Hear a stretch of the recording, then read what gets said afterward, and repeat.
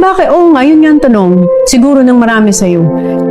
Bakit mo pa rin pinaglalaban yung isang tao na sinasaktan ka lang? Nung time na yun. Naniniwala ako. Magbabago siya?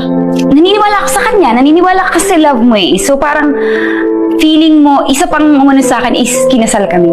So parang feeling ko, nung time na yun, na kailangan kong ipaglaban ganito pag wife. Kailangan gawin ko yung part na to. Pero hindi ako nagsisi ate kasi nagawa ko yung part ko.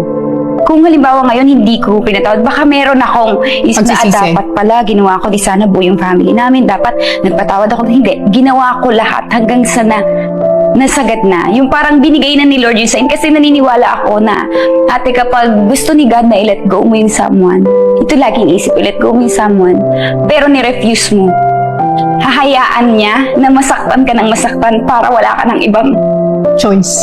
choice kundi i-let go yung tao.